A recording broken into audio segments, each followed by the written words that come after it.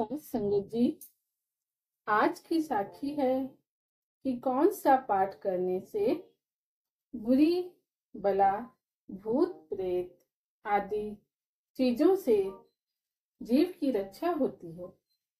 तो उसके बारे में सतगुरु जी क्या फरमान करते हैं, आइए बड़े ही प्रेम और प्यार के साथ आज का ये प्रसंग श्रवण करते हैं। साथ संगत जी, सतगुरु अर्जन देव जी महाराज रामसर साहिब वाले स्थान पर विराजमान होकर भाई गुरदास जी की तरफ से श्री गुरु ग्रंथ साहिब जी की बानी लिखवा रहे थे। तो उस समय एक बंजारे सिख ने सतगुरु के पास आकर विनती की कि हे सतगुरु महाराज जी, मैं देशों विदेशों की सैर करता रहता हूँ, तो कृपया करके मुझे ऐसा पाठ बख्शीश करें जिससे कि चोरों से, भूतों से और प्रेतों से और बुरी बलाओं से मैं बचा रहूं और मेरे तन, मन और धन की रक्षा हो सके। उस समय सतगुरु जी सोहेले के शब्द लिखवा रहे थे। उस समय 3 शब्द सतगुरु नानक देव जी महाराज के जय भय कीरत आखिए 6 कर 6 गुर 6 उपदेश गगन में थाल, ये लिखे जा चुके थे। फिर सतगुरु जी ने चौथा शब्द अपने पिता गुरु रामदास जी वाला काम क्रोध नगर बहु भरया और 5वां शब्द करो विनती सुनो मेरे मीता, और ये 5 शब्द श्री गुरु ग्रंथ साहिब जी में लिखे और उस बंजारे सिख को और संगत को संबोधित करके कहा कि 4 शब्द रखिया के बता रहे हैं, इनका पाठ करा करो। सोरठ महल्ला 5वां गुरु का शब्द रखवारे चौकी चाय गिर्द हमारे दूसरा, ताती वाव न लग गई पार ब्रह्म सरनाई। तीसरा श्लोक जय साधु गोविंद भजन कीर्तन नानक नीत, और चौथा मन में चितवो चितवनी उधम करो उठ नीत।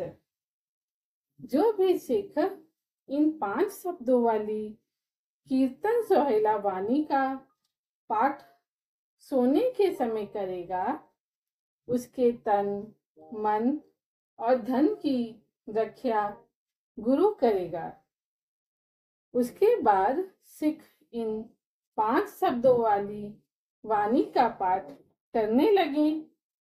वह बंजारा सिख सतगुरु से आज्ञा लेकर अपना व्यापार करने के लिए चला गया और वो हर रोज कीर्तन सोहेला वाणी का पाठ करके सो जाया करे और कोई भी उसका नुकसान ना कर सके।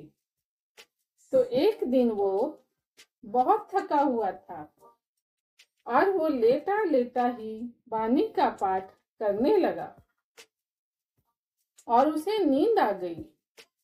और उस दिन चारों का दावा लग गया, तो उन चोरों ने उसके घोड़े खोल लिए और जब वे चलने लगे और तब इस सिख को जाग आ गई, तो उसने उस समय ही सोहेले का पूर्ण पाठ किया और वो मुकम्मल हो गया।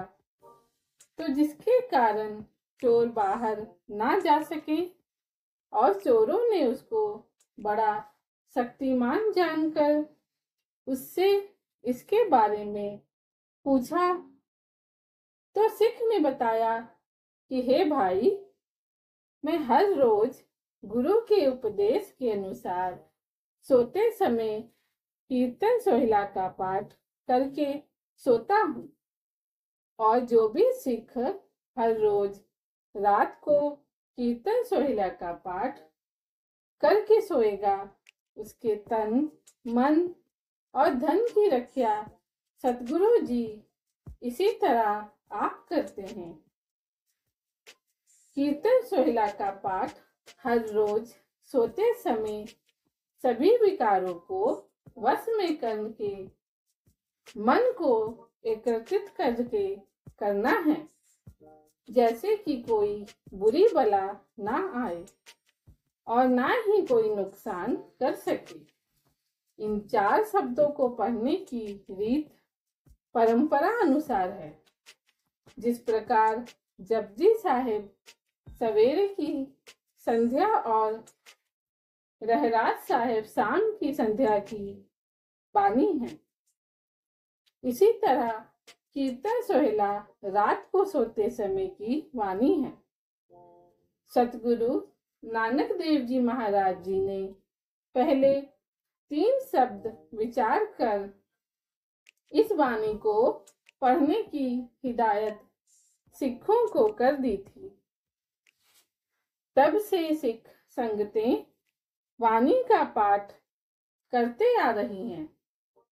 तो एक दिन सतगुरु नानक देव जी महाराज रवि के किनारे श्री करतारपुर साहिब में विराजमान थे और भाई लहना जी सतगुरु के चरणों में उनकी सेवा कर रहे थे।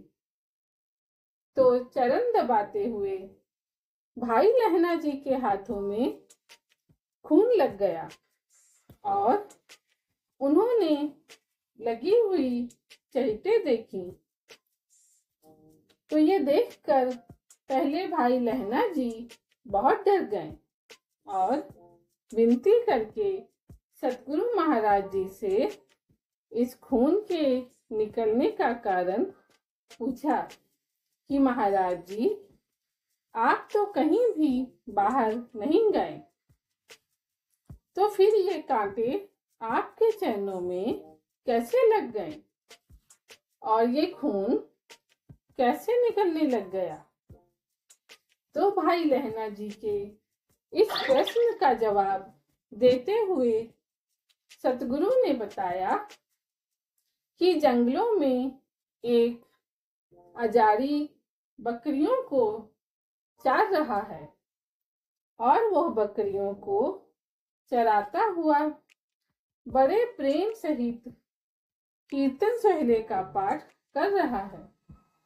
और सतगुरु जी कहने लगे कि हमारा यह धर्म है कि जहाँ कहीं भी कोई प्रेम निष्ठा के साथ कीर्तन सोहले का पाठ कर रहा है, हम उसके तन, मन और धन की रक्षा करते हैं।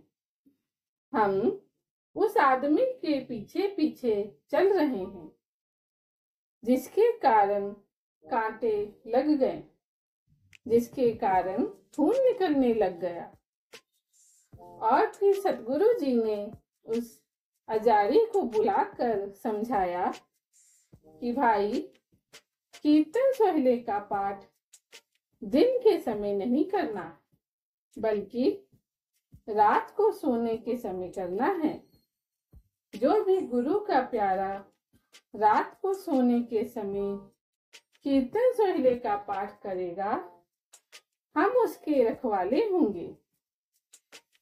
उसको रात के समय बुरे सपने नहीं आएंगे, दबाव नहीं होगा और जब परेशान नहीं करेंगे और कोई भी ताकत परेशान नहीं कर सकेगी और अंत समय मुक्त होगा। इस तरह वचन कहकर सतगुरु जी ने सिखों को रात को कीर्तन सोहले का पाठ करने की हिदायत दी और वचन किया, कृपया दृष्टि को देख गोसाई तेह आजाद को गिरा आलाई।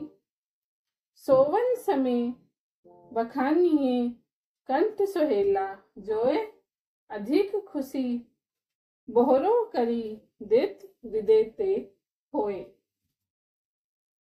साथ संगत जी, इसी के साथ हम आपसे इजाजत लेते हैं। आगे मिलेंगे एक नई साखी के साथ। अगर आपको ये साखी अच्छी लगी हो तो इसे और संगत के साथ शेयर जरूर करिएगा। धन्यवाद।